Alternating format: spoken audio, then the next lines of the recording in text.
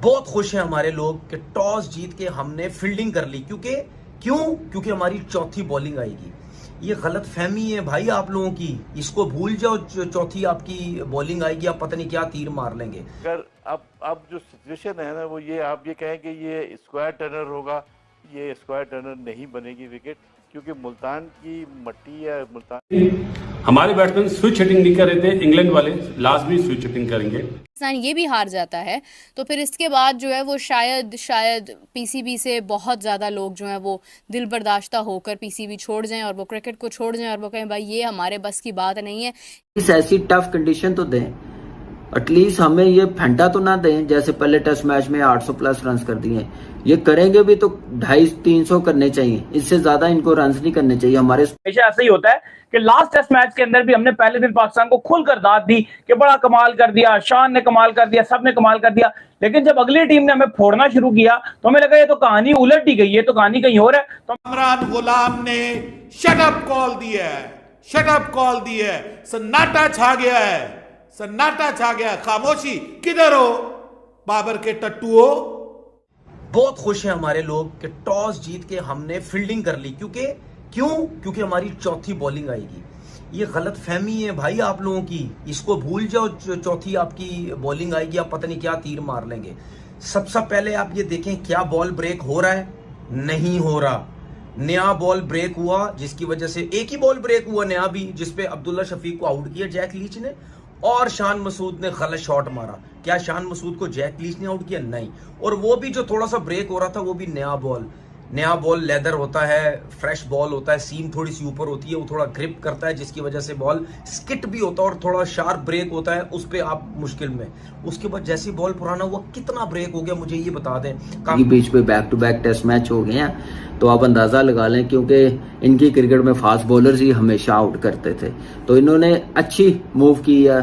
और जैसे 2-2 ओवर हुए हैं तो साथ ही जैक लीच को ले आया, तो अच्छी कैप्टनसी आप देखें कि उन्होंने भी जो चेंज की, उनकी बैटिंग लाइनअप बड़ी स्ट्रॉन्ग है। तो इसलिए आप ये इस पिच पे ये कुछ 600 नहीं करेंगे, 700 नहीं करेंगे, हमारे स्पिनर्स आउट करेंगे। एटलीस्ट ऐसी टफ कंडीशन तो दें, एटलीस्ट हमें ये फंटा तो ना दें जैसे पहले टेस्ट मैच में 800 प्लस रन कर दिए।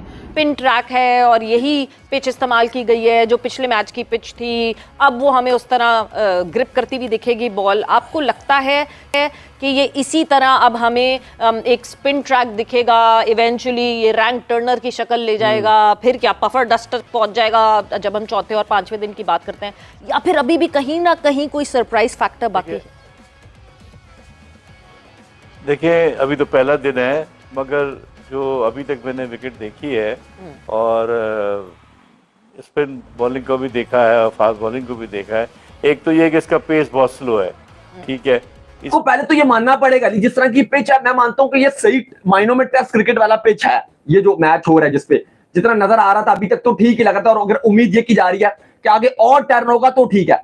देखो आपको भी पता है और सबको ये बात पता है कि जो हमारी टीम है, हम अगर आप हमें फ्लैट विकेट भी दे दो, हमने तब भी स्ट्राइक रेट से ही खेलना है। उस विकेट में जहां इंग्लैंड 400, 500 मार रहा था, हमने वहां भी शान मसूद की बैट्स बॉल के बावजूद भी 300 ही बनाया था। ऐसा ही है। और अगर वो शान मसूद की वो बैट्स बॉल हटा देते तो आपने फिर भी 250 बनाना था। ऐसा ही है। ये थोड़ी सी जो टर्न हो रहा था यहाँ पे, यहाँ भी आपने 259 बनाया है, ठीक है।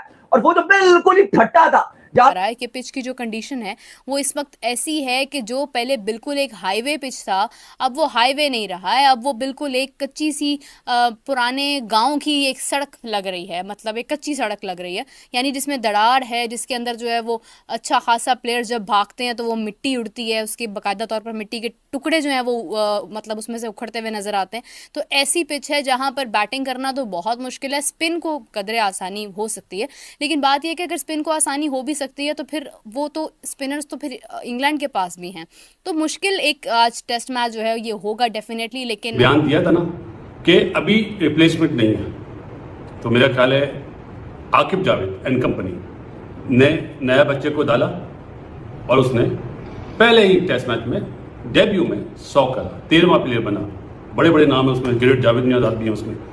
सबसे अच्छी चीज ये कि उस टाइम पे बैटिंग करने आया जब 2 आउट हुए थे 19 रन पे।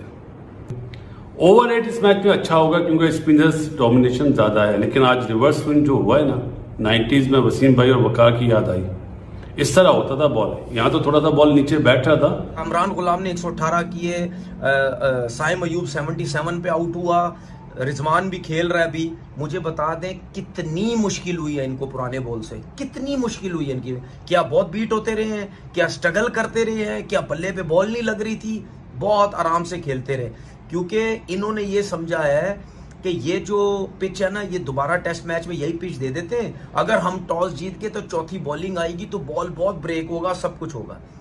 फिलहाल अभी कुछ भी नहीं हो रहा, पुराना बॉल ब्रेक भी नहीं हो रहा और बल्ले पे स्लो आ रहा। वो ऐसा पेस स्लो होने की वजह से फास्ट बॉलर को रिवर्स स्विंग के लिए बहुत एडवांटेज है। और आपने देखा होगा सारे दिन में 2 सेशन के अंदर गेंद जो है रिवर्स स्विंग हुआ है, लंच के बाद से लेकर आखिर तक।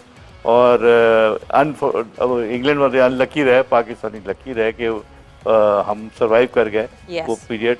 और सुबह के वक्त जो था वो गेंद थोड़ा स्पिन हुआ है, मगर अब जो सिचुएशन है ना, वो ये आप ये कहें कि ये स्क्वायर टर्नर होगा, ये स्क्वायर टर्नर नहीं बनेगी विकेट, क्योंकि मुल्तान की मट्टी या मुल्तान की पिच की बिहेवियर जो है ना, वो टर्नर आप बनाएंगे, टर्न तो होगा, मगर इसके ऊपर मेहनत करनी पड़ेगी आपको ना। मैंने इससे पहले एक प्रेडिक्शन दी थी कि पाकिस्तान पहले टेस्ट मैच में तो कुछ नहीं कर पाएगा और ना ही आखिरी टेस्ट मैच में कुछ कर पाएगा, लेकिन हो सकता है दूसरा टेस्ट मैच जो है वो बेहतर हो, पाकिस्तान शायद ड्रॉ की तरफ इसको ले जाए। बट हमारा कम्बिनेशन ही पूरा का पूरा बदल गया। बेन स्टोक्स वहाँ पर हैं, वहाँ पर पॉट्स हैं, मतलब बहुत से ऐसे प्लेयर्स उनके हैं जो अगर हम देखते हैं तो बहुत अच्छे प्लेयर्स हैं, बहुत टेक्निकली साउंड प्लेयर्स हैं। लेकिन पाकिस्तान ने मुकम्मल तौर पर अपना एक पूरा स्क्वाड चेंज किया, पूरी की पूरी प्लेइंग 11 जो है उसमें खासी समझ लें कि 60% उसके अंदर चेंजिंग की है, जिसमें इंपॉर्टेंट चीज़ ये है कि ना शाहीन है, ना नसीम है, ना बाबर हैं, यानी हमारे टॉप क्रिकेटर्स उसमें नहीं हैं। तो टॉप क्रिकेटर्स के बगैर हम इंग्लैंड के खिलाफ किस तरह से खेलते हैं? सब ऐसी नहीं हो रहा कि बहुत मुश्किल हो रही है या बहुत ज़्यादा लो रह रहा है, ऐसा भी नहीं हो रहा है। ठीक है, अभी फ़िलहाल जो लोग समझते हैं ना 5 आउट, मेरे हिसाब से पाकिस्तान ने तकरीबन 250 रन ही किए हैं भाई आज पूरे दिन में। 5 आउट पे 250 रन ही हुए हैं, कोई 350 रन नहीं कर दिए। और ये 250 रन क्यों हुए? ज्यादा भी हो सकते थे। ये 250 रन क्यों हुए? क्योंकि उनके पास 2 से 3 फास्ट बॉलर थे। बेन स्टोक ने रिवर्स स्विंग में मुश्किल डाला, कर्ज ने डाला, दूसरा फास्ट बॉलर जो है उसने डाला। आप देखें रिवर्स स्विंग पे कामरान गुलाम भी कंफर्टेबल नहीं था, रिवर्स स्विंग पे कामरान गुलाम भी कंफर्टेबल नहीं था। ये करेंगे भी तो 250-300 करने चाहिए, इससे ज्यादा इनको रन्स नहीं करने चाहिए, हमारे स्पिनर्स को आउट करना चाहिए, क्योंकि ये विकेट आपको पता है कि 5 दिन में तो ये बिल्कुल रड़ा बन जाएगी, टूट जाएगी। लेकिन बीच में से इतना ब्रेक नहीं हो रहा, ऐसा जो थ्रेट करने वाला ब्रेक होता है वो नहीं हो रहा, स्लो हो रहा है, बाहर से हो रहा है। तो इसलिए हमारे स्पिनरों को बड़ी मेहनत करनी पड़ेगी, रन फजूल के देने नहीं पड़ेंगे, कंटेन बॉलिंग। बेहतरीन रमीज राजा आज क्यों तक तारीफ कर रहा था कामरान गुलाम की, कल बकवास कर रहा था वो। कल कह रहा था कि बाबर आजम को फोन करके पूछना चाहिए था पहले कि आप जनाब आपको क्या हम रेस्ट दे दें या आप अभी भी प्लेइंग 11 में तशरीफ रंजा फरमाना चाहते हैं। ये अल्फाज हैं यार। दोस्तों आपने देखा पाकिस्तान और इंग्लैंड के बीच दूसरे टेस्ट मैच के पहले दिन पाकिस्तान ने धीमी बल्लेबाजी की है, जिस पर पाकिस्तानी मीडिया एकदम से भड़क गया है और साथ ही कहा है कि ऐसे 4 स्पिनरों को लेकर गए हैं जो विकेट भी नहीं लेंगे इस मैच में। देखिए ब्रूक अपनी मर्जी से मारता था जहां उसका दिल करता था, वहां भी आपके बैट्समैनों का स्ट्राइक रेट 85 या बिलो 50 था, मां सिवाय शान मसूद और एक वो आगा को निकाल दो, तो बाकी सबका स्ट्राइक रेट बिलो 50 था। ऐसा ही है। तो भाई अगर सबका स्ट्राइक रेट ऐसा ही है और मुश्किल पिच में भी ऐसा ही है, तो बेहतर है कि हम ऐसी पिच ही बनाए जहां पे इंग्लैंड भी फंसे। रिजवान पे एक पाकिस्तान ने अपना एक स्टैंडर्ड ऐसा सेट कर दिया है कि जब तक दूसरी टीम बैटिंग करने के लिए नहीं आती है तब तक हम दाद जरूर देते हैं पाकिस्तान टीम को। जाहिर बात है हमेशा ऐसा ही होता है कि लास्ट टेस्ट मैच के अंदर भी हमने पहले दिन पाकिस्तान को खुलकर दाद दी कि बड़ा कमाल कर दिया, शान ने कमाल कर दिया, सब ने कमाल कर दिया। लेकिन जब अगली टीम ने हमें फोड़ना शुरू किया तो हमें लगा ये तो कहानी उलट ही गई है, तो कहानी कहीं और है। तो हम दो जाता था और 2-2 स्लिप होती थी उस टाइम पे, तो उन्हें रिवर्स आती थी।